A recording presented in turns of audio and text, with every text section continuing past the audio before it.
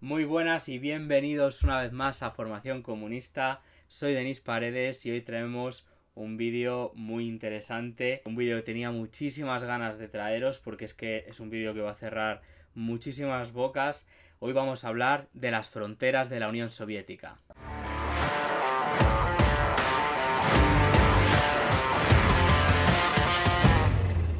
Antes que nada también quiero aprovechar para agradeceros todo el apoyo que hemos recibido en el especial de 15.000 suscriptores que tuvimos hace poco, que como habéis visto ha desatado consecuencias inesperadas por todos los lados y que al final, bueno, todo esto nos ha servido un poco también para crecer. Entonces yo, muchísimas gracias a todos los que nos apoyáis.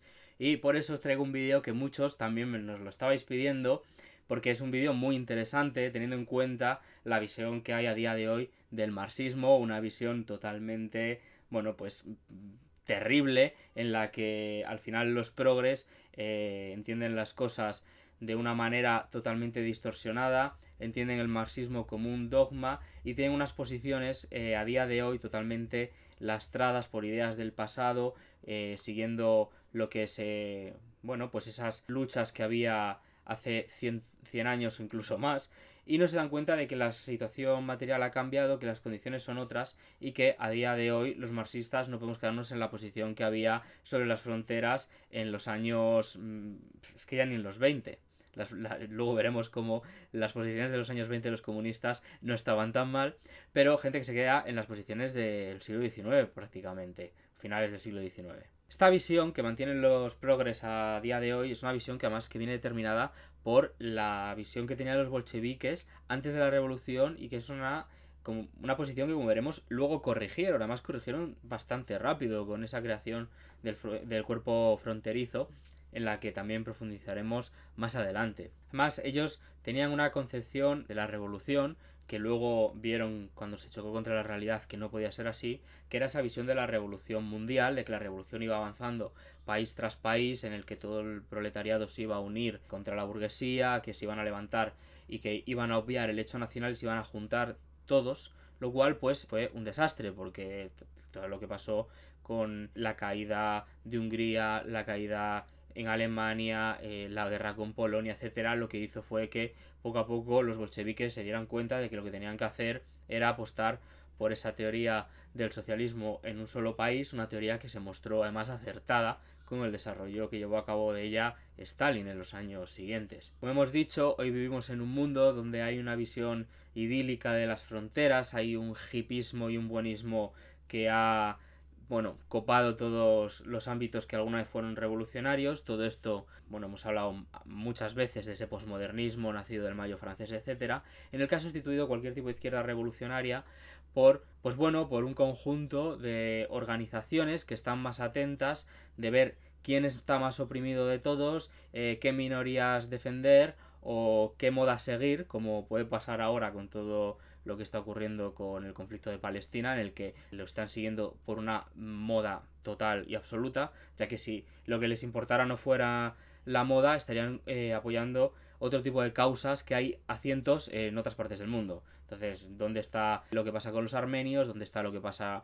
con los kurdos? ¿Dónde está lo que pasa con los saharauis? Etcétera. ¿Vale? Entonces esa izquierda al final se ha convertido en una izquierda hippie, una izquierda que no tiene nada que ver con lo revolucionario, y estas posturas de supuestos comunistas, que de comunistas ya os digo que no tienen nada, ven las fronteras pues como algo opresivo, como algo autoritario, incluso, como no, a día de hoy, como todo, ¿no? Como algo fascista. Además, todo este amplio grupo de gente, no todos se consideran comunistas, pero es que se consideran comunistas no se dan cuenta de que las posturas y las condiciones materiales cambian. En vez de ver las cosas de una manera dialéctica en su desarrollo, ven las cosas de una manera metafísica y estanca. Entonces, para ellos, las fronteras son malas porque sí, siempre, durante toda la historia de la humanidad, son malas y terribles, pero no se dan cuenta de que, dependiendo del tipo de inmigración, el tipo de amenazas, etcétera, las cosas pueden ir cambiando y pueden ir desarrollándose. Ha cambiado de manera tanto cuantitativa como cualitativa el tipo de inmigración que hay ahora respecto a la que podía haber hace 100 o 120 años, y por lo tanto también tiene que cambiar nuestra postura respecto de las fronteras. Y esta gente que vive anclado a pues los viejos dogmas, a las viejas frases y a los errores que ya solucionaron los propios comunistas, pues no tienen nada de comunista ni marxista ni nada. Lo que son útiles a la burguesía, son útiles al gran capital, y nosotros queremos estar lo más lejos de ellos que podamos. Y bueno, antes de entrar en materia, recordaros a todos que os podéis suscribir, que es una cosa que nos da muchísimo apoyo y que nos hace seguir adelante. Así que por favor, si os está gustando el vídeo, suscribiros y darle a like.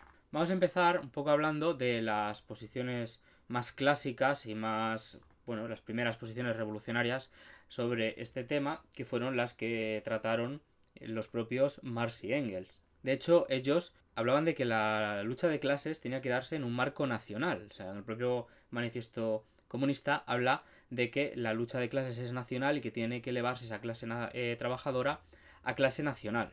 Ellos pensaban que una vez que la clase trabajadora llegara al poder en distintos países, pues poco a poco se irían fundiendo por el propio desarrollo de las cosas. Sin embargo, ellos creían que las fronteras eran útiles para llevar a cabo esa lucha revolucionaria, hasta el punto que ellos hablaban de que ciertos países tendrían que dejar de existir y ser asimilados por otros, hasta llegar a posicionarse en ciertas guerras de conquista, como por ejemplo la de Estados Unidos con México, en la que apoyaban Marx y Engels a Estados Unidos para que ocupara México, porque veían que el desarrollo nacional, revolucionario y de progreso en Estados Unidos era mayor y que iba a traer ese progreso a México. Entonces ellos estaban de acuerdo con hasta de invadir países. De hecho, había un montón de opiniones sobre pueblos y etnias de fuera de Europa terribles, en plan de que era gente que estaba por civilizar, que ya le llegará, pero que no había ninguna posibilidad de que se hiciera la revolución en esos sitios, y que la revolución se iba a llevar a cabo solo en los países más desarrollados de Europa. Esto obviamente luego se demostró que no era así, y esto no le quita ningún mérito a Marx y a Engels, simplemente ellos hicieron una interpretación de su época, acertaron en un montón de cosas, predijeron un montón de cosas, pero como científicos de la sociedad, que yo los considero como materialistas dialécticos, bueno, pues hicieron sus teorías y unas se cumplieron, otras no, y tenemos que aprender pues de las cosas que sí que tenían sentido y cómo avanzaron.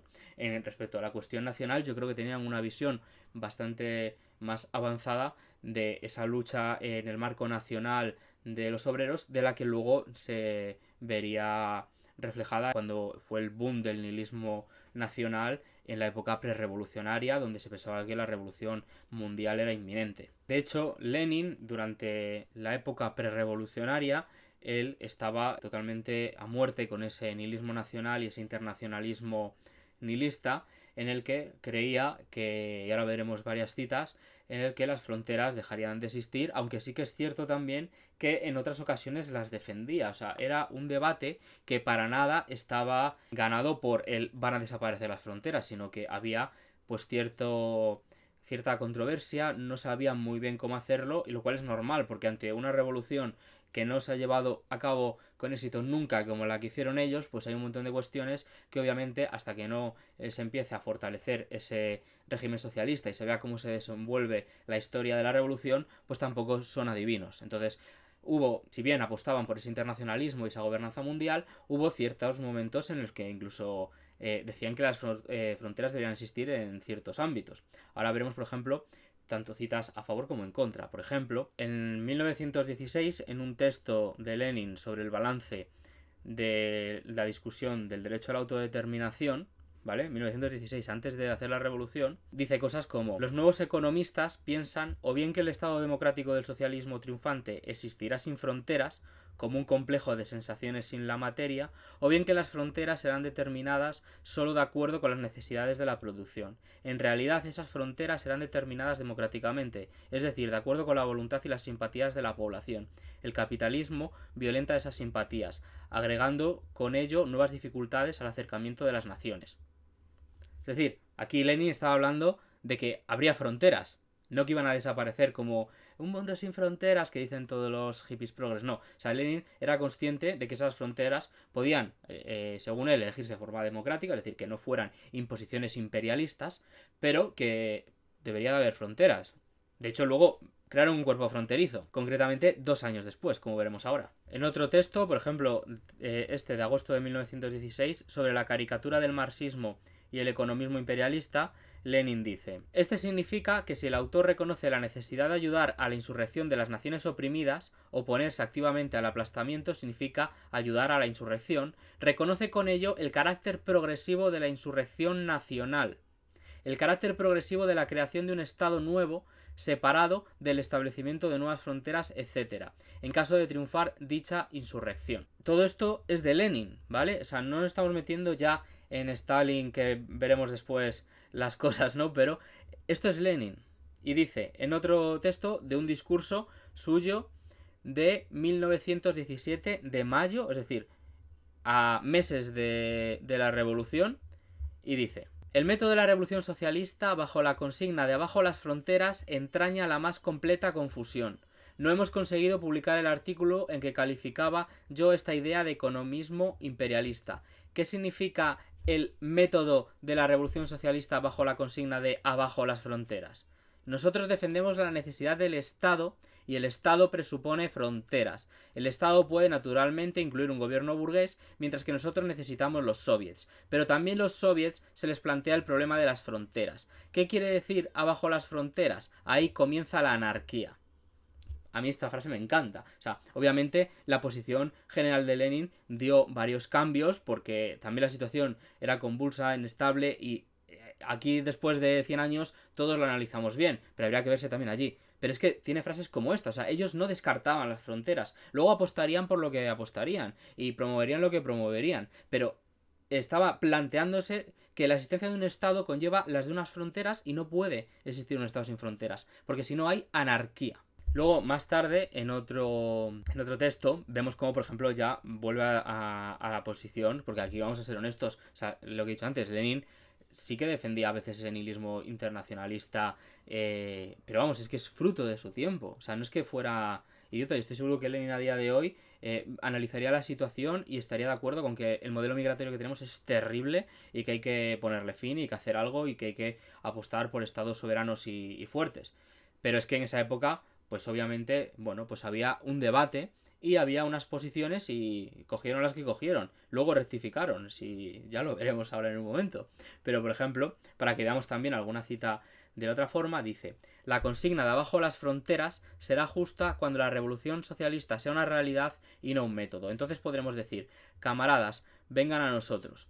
Y ahí hablaba ya de cómo en el socialismo, pues sí que desaparecerían las fronteras. Luego veremos efectivamente como no desaparecieron, sino que las hicieron aún más fuertes, aún más impenetrables y continuaron profundizando en el socialismo en un solo país, porque lo otro eran ensoñaciones revolucionarias muy bonitas, pero que luego se dieron de bruces contra la realidad. Todo lo que hemos visto, esto ha sido antes de la revolución. Ahora vamos a ver qué ocurre cuando comienza la revolución y veremos en un momento cómo establecen ese cuerpo fronterizo. Además vamos a leer documentos del cuerpo fronterizo que, vamos, son brutales para cualquier persona que lea esto, que es el típico que tiene triangulito rojo, hoz martillo, bandera palestina en el nick de Twitter, va a leerlo y va a decir: ¿qué he hecho?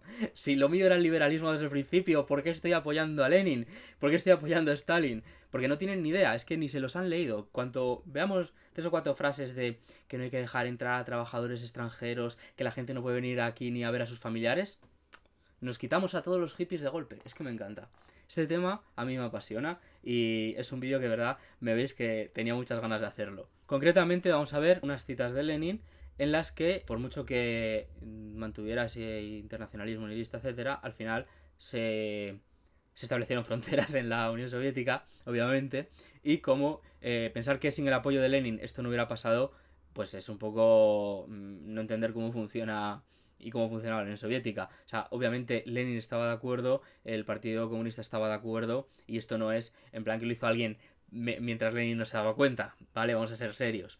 Dice, en un proyecto de declaración del 24 de octubre de 1921, dice: de suyo se entiende que es una condición sine qua non de este reconocimiento la simultánea obligación de las grandes potencias de poner fin incondicionalmente a todas las opciones que amenacen la seguridad de las repúblicas soviéticas y la inviolabilidad de sus fronteras.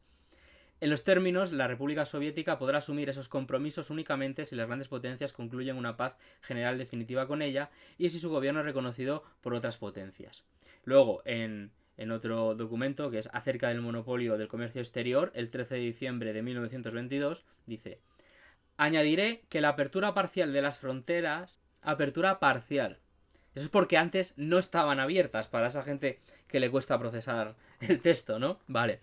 Añadiré que la apertura parcial de las fronteras acarrea gravísimos peligros monetarios, porque de hecho iremos a parar a la situación de Alemania.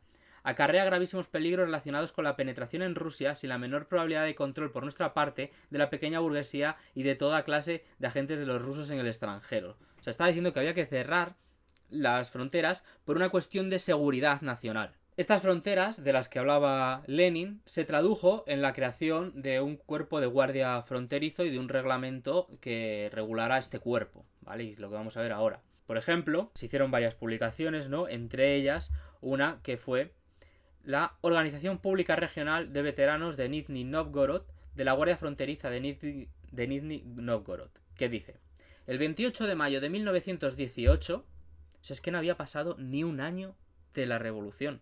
La revolución fue en octubre, en el 17. En mayo ya habían creado un cuerpo fronterizo. El 28 de mayo de 1918, el Consejo de Comisarios del Pueblo discutió un proyecto de decreto sobre el establecimiento de una guardia fronteriza y lo adoptó con enmiendas menores. El decreto señaló que la guardia fronteriza se estableció bajo el Comisariado Popular de Finanzas. Se le confía la tarea de proteger los intereses fronterizos de la República Socialista Federativa Soviética de Rusia y dentro de la franja fronteriza proteger la persona y la propiedad de los ciudadanos. Sus principales responsabilidades eran... Vamos con la lista. 1. Impedir el transporte secreto de mercancías y el paso secreto de personas a través de las fronteras terrestres y marítimas de la República Federativa Socialista Soviética de Rusia. Es decir, impedir que pasara gente sin control. Yo esto lo apoyo, ¿eh? Yo esto lo podríamos establecer mañana en España y estaría de acuerdo. 2. Protección contra el robo de recursos hídricos en nuestras aguas fronterizas y territoriales. Es decir, que no vaya otro país a pescar en las aguas que nos pertenecen. Vamos, y esto mañana también lo firmaba. 3. Supervisión del cumplimiento de las normas de navegación internacional en los ríos fronterizos. Lo mismo. España no tiene ríos fronterizos, pero en Rusia hay grandes ríos que hacen frontera con otras naciones y que también esté vigilado eso, no solo la frontera marítima. Yo lo compraría si España tuviera ese tipo de ríos fronterizos.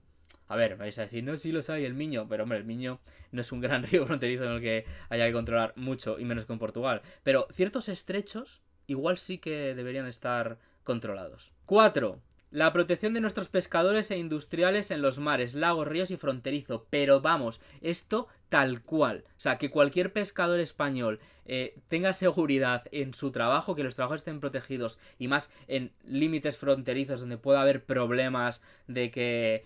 Bueno, que pueda haber problemas, vamos, totalmente. Si es que yo este reglamento habrá que cambiar y adaptar cosas, pero yo creo que puede ser un buen modelo. 5. Proteger nuestros pueblos fronterizos de ataques de ladrones y tribus nómadas. Tribus nómadas no hay, pero otra gente que viene a nuestras fronteras a dar problemas sí que hay. Y que saquea. Y hace contrabando, hace... bueno, ya sabéis. Y 6. Implementación de cuarentena fronteriza en casos necesarios. Es decir, de que si hay que aislar la frontera, militarizarla y aquí no pasa nadie, pues se hace. O sea, es un reglamento de 6-7 meses después de la Revolución de Octubre. A ver, aquí, todos estos comunistas me vengan a decir... Si sé lo que me van a decir, lo de no, es que la burguesía internacional estaba intentando... Sí, claro que sí, estaba intentando terminar con la revolución. Y ese es un motivo muy bueno para establecer unas fronteras férreas y militarizadas cuando te quieren invadir, por supuesto que sí. Pero luego no las quitaron. Luego siguieron. Y yo entiendo que pongas, bueno, pues para que la burguesía no te invada, pero el no dejar venir a gente a trabajar y todo eso tampoco tiene mucho que ver con la burguesía. Claro, lo que pasa es que ellos intentan justificar las cosas. Y como no, es que en verdad no era así, cuando va en contra de la realidad, que lean este reglamento. Este decreto fue el primer acto estatal en el que se establecía de forma, bueno, pues un poco por escrito, ¿no? De ya manera legal, la creación de algún tipo de iniciativa sobre las fronteras. Entonces se declaraba ya esa necesidad de proteger los intereses y el territorio de las repúblicas soviéticas. Y por otro lado, se puso totalmente fin a ese debate que se venía dando sobre si un Estado socialista debería de tener fronteras o no. Y el debate terminó 6-7 meses después de la revolución. O sea, yo creo que hubo otro tipo de cuestiones que tardaron más en dilucidarlo. De esto se dieron cuenta rápido y dijeron, vale, no, vamos a dejarnos del mundo de fantasía, vamos a bajar a la realidad, que esto o lo defendemos o lo perdemos. Y eso es lo que tenemos que hacer a día de hoy también, ¿eh? Esto o lo defendemos o lo perdemos. Bueno, voy a profundizar un poco más en el cuerpo fronterizo, voy a leer una serie de, bueno, medidas, cosas que se llevaron a cabo, etcétera. Por ejemplo, se otorgó a la Guardia Fronteriza el derecho a despedir los permisos para la importación y la exportación de mercancías únicamente a áreas donde no había instituciones aduaneras, es decir, tenían la capacidad de llevar a cabo allí donde no podían establecerse aduanas porque fueran fronteras muy remotas, de controlar esas importaciones y exportaciones. Además, en una resolución del 24 de noviembre de 1920, así como en la instrucción y reglamento adoptados por la Checa, se marcaron la aprobación de un nuevo concepto de protección de la frontera estatal. O sea, se renovó y se profundizó en lo que ya había venido 2 años antes en ese reglamento. Las cosas que se cambiaron es que si antes estaba bajo ese control del comisariado de finanzas, ¿no? Tenía como ese, sobre todo esa gran importancia de cara al control económico de las importaciones y exportaciones, aunque ya hacían controles de otro tipo, ahora ya pasó a tener un carácter más político y militar de control del territorio, control de seguridad, de que no se infiltraran dentro de las repúblicas socialistas elementos inestables que fueran a hacer terrorismo, que fueran a hacer de las suyas, etcétera. También se encargaban de ejercer pues esa fuerza contra los intentos de invasión. Había países vecinos que organizaban grupos de gente armados con fusiles para que pues hicieran sus racias, cruzaran la frontera y fuera, bueno, pues estaba la Guardia Fronteriza también pendiente de que eso no ocurriera. También controlaban a nivel como más aduanero, ¿no? La literatura, las obras de arte, mercancías, cualquier cosa que pudiera pasar la frontera y ser un problema o incurrir en actividades delictivas, pues en que controlarlo para que no pasara. Ahora vamos a ver un poco las tareas que tenía esta Guardia Fronteriza ya, un poco con el desarrollo del tiempo y mirando atrás en distintos, bueno, pues análisis que hacían de cómo había transcurrido todo, ¿no? Y podemos ver cosas como, por ejemplo, había 3 tareas fundamentales que habían visto de todo lo que hacían. Las 3 fundamentales eran: 1. La protección de la frontera en términos político-militares, es decir, de defensa de la soberanía, la seguridad del país. 2. Prevenir el movimiento de personas y mercancías a través de la frontera de forma ilegal. Y 3. Luchar contra el bandolerismo, esas tribus nómadas, esos asaltadores, etcétera. De estas 3 cosas que hicieron, podemos verlo más detallado en ese texto concretamente, de la creación de la Guardia Fronteriza 1917-1928 de la Organización de Veteranos de Nizhny Novgorod, que hemos dicho antes.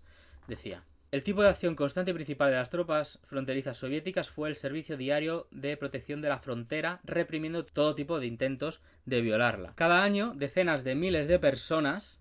O sea, mirad, decenas de miles de personas en toda Rusia, cuando en España tenemos más de 60.000 personas que se cuelan ilegalmente, siendo un país que ¿cuántas veces más pequeño que Rusia es? No sé.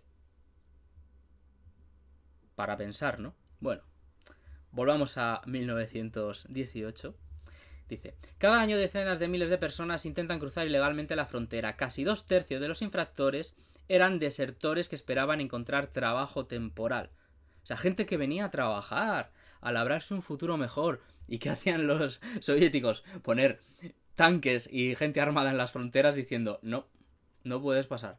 Y además los llamaban desertores. O sea, consideraban que si tú huías de tu país, estabas desertando de tu país. O sea, eras un traidor a tu país por inmigrar, ¿sabes? O sea, ojo lo duros que iban los bolcheviques en 1918. Bueno, continúa. En el lejano oriente y Siberia, los campesinos cruzaron la frontera con el propósito de cosechar heno, talar, cazar y pescar. Es decir, Si te estabas muriendo de hambre y querías cruzar a territorio soviético a ver si pescabas unas truchas, no podías tampoco. Y tenías ahí a la guardia fronteriza con fusiles diciéndote, dese la vuelta, desertor. Continuamos. Los residentes de los estados vecinos penetraron en las zonas fronterizas para visitar a sus familiares. O sea, no podías ir ni a ver tus familiares. O sea, lo de se ha colado uno y que vengan sus 40 familiares, que pasa ahora aquí en España. Vaya por Dios, la guardia fronteriza estaba ahí diciéndote que tampoco podías pasar. Bajo la apariencia de desertores y contrabandistas, espías, terroristas y saboteadores intentaron cruzar la frontera del Estado soviético. Numerosas formaciones nacionalistas irrumpieron a través de la frontera. Es decir, lo que os he dicho, otros países, la burguesía resentida que había huido de Rusia, etcétera, organizaban, bueno, pues grupos de gente armados para intentar pasar, pero ahí estaba otra vez la guardia fronteriza para hacer su trabajo. Ahora ya vamos a hablar de cómo se siguió desarrollando esto y cómo llegó la época de Stalin, pero antes quería deciros que si os está gustando el vídeo, por favor suscribiros para que podamos rebuscar en más documentación soviética que le dé miedo a los progres y no puedan dormir por las noches pensando o no, toda mi vida no he entendido lo que es el comunismo cuando en verdad era un hippie liberal. Pues like y suscribiros. Y ahora más. Con la llegada de Stalin se produce un reforzamiento de las fronteras. Concretamente, en 1927, el Reglamento de Protección de Fronteras Estatales decía, en varios puntos, no voy a leer aquí dos, el punto 7 dice, solo se permite cruzar, moverse o volar a través de la frontera de la URSS a través de los puestos de control de la Guardia Fronteriza de la Administración Política Estatal Conjunta. El paso de cosas y mercancías se realizará a través de las aduanas, es decir, si ibas por otro lado, te ibas a encontrar a los guardias persiguiéndote. Si querías ir, tendrías que ir por los métodos legales establecidos y tendrías que pasar esas mercancías, declararlas, etcétera, en las aduanas. Y el punto 8 dice, las personas que han cruzado o intentan cruzar la frontera estatal de la URSS fuera de los puntos establecidos para el cruce, o al menos por estos últimos, pero de forma ilegal, son reconocidos como infractores fronterizos. Es decir, si no vas por donde tienes que ir, o si vas por donde tienes que ir pero sin permiso, eres un infractor fronterizo. Y estos serán detenidos por los guardias fronterizos de la Administración Política Estatal Conjunta y en los casos apropiados de responsabilidad penal de conformidad a la legislación de la URSS y de las repúblicas de la Unión. Es decir, entrabas, te detenían, te aplicaban la ley y luego pues veríamos lo que pasaba según pues la legislación vigente. Luego, por último, estas fronteras fueron estables desde los años 30 hasta los 39, en el que, bueno, pues se cambiaron y empezaron a haber distintos avances y retrocesos de la frontera debido a la situación de la Segunda Guerra Mundial, la que obviamente, pues, la frontera se iba retirando cuando los nazis invadieron la Unión Soviética y luego volvió a avanzar. Hasta que finalmente, bueno, se recuperó todo el territorio perdido con la gran ofensiva del Ejército Rojo hasta el 45, que se recuperó todo el territorio, incluso llegando a Berlín, etcétera, en el que ya, bueno, pues las fronteras se recuperaron totalmente, ¿no? También, tras la guerra, hubo distintas tensiones debido a, pues, por dónde poner las fronteras, etcétera, pero bueno, yo creo que ya es otro debate de cómo se trazaron, pero lo que queremos ver es que esas fronteras en todo momento estaban protegidas. Y si ya estaban fuertemente protegidas por la Guardia Fronteriza, ya no ni os quiero imaginar cómo estaban de protegidas en este tiempo. O sea, ya estaba el ejército rojo en la frontera diciendo ¿qué vienes a ver a tu abuela? Pues no puedes pasar porque eres un desertor, efectivamente. Finalmente, para recapitular un poco, espero que os haya gustado este vídeo. Nosotros hemos buceado en muchísimos documentos, algunos como el reglamento el primero, ¿no? Eso lo teníamos, luego otros de cómo se ha ido desarrollando los hemos tenido que buscar, pero espero que os haya gustado. Lo que al final, como conclusión, yo quiero remarcar es que al final el carácter del marxismo y del comunismo es un carácter creativo, no es algo estanco que se quede atrasado y no tenemos por qué repetir los errores que ellos mismos se dieron cuenta de que había que corregir. O sea, ellos, como he dicho ya 3 o 4 veces en el vídeo, 6 meses después de la revolución prácticamente, hacen un cuerpo fronterizo y se acaba la discusión sobre si tiene que haber fronteras o no en el socialismo.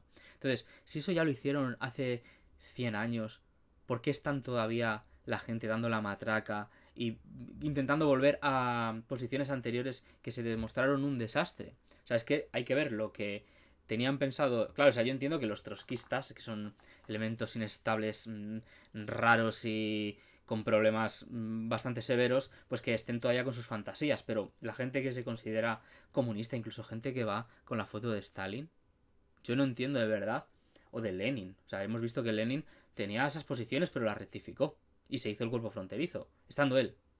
Y podemos ver textos en los que apoya que haya esas fronteras. Y luego Stalin ya ni os cuento lo que hizo con las fronteras. Entonces, que esa gente lleve eso es que solo puede ser por pura ignorancia.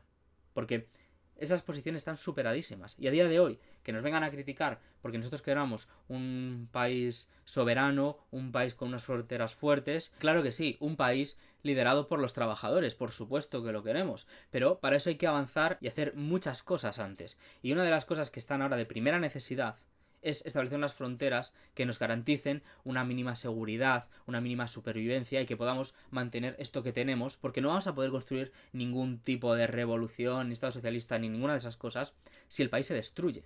O sea, la lucha de clases, como ya dijo Marx, es en el contexto nacional. Si nos cargamos nuestra nación porque dejamos aquí que sea invadida, que venga cantidades y cantidades de gente de manera descontrolada, que solo están traídas por el gran capital para abaratar sueldos, para usarlos como mano de obra esclava, para destruir la identidad, etcétera. ¿Qué tenemos que hacer? ¿Ponernos con ellos, volver a posiciones superadísimas y aceptar todo el cosmopolitismo, todas estas teorías de la burguesía? Pues no las vamos a aceptar. Vamos a estar siempre a favor de que haya ese control fronterizo, porque lo primero que hay que hacer para cualquier tipo de planificación y cualquier tipo de futuro país socialista es tener un país controlado y soberano. Entonces, renunciar a eso y hablar de un ciudadano de un lugar llamado mundo, eso solo beneficia a los que quieren controlar el mundo, que son esas grandes corporaciones, esa gran burguesía estadounidense, esas élites europeas corruptas que lo único que hacen es pues utilizar a nuestros gobiernos como sus títeres para que estemos a otras cosas y no a lo que hay que estar. Podemos ver cómo los propios comunistas evolucionaron, como ya existía un debate previo a la revolución, que esto mucha gente lo desconoce, ya antes de la revolución se discutía esto y luego se superó esa discusión apostando por las fronteras. Y como podemos ver cómo no se andaban con ninguna tontería y ahí o venías legal o no venías. Fin. Así que bueno, espero que os haya gustado este vídeo, me ha quedado un poquito largo, yo creo que luego en edición lo recortarán, pero creo que va a pasar de la media hora. Pero bueno, yo creo que es un tema muy interesante, es un tema que tenía muchísimas ganas y si queréis vídeos como este, recordad suscribiros, seguirnos y nos vemos en el próximo vídeo de Formación Comunista.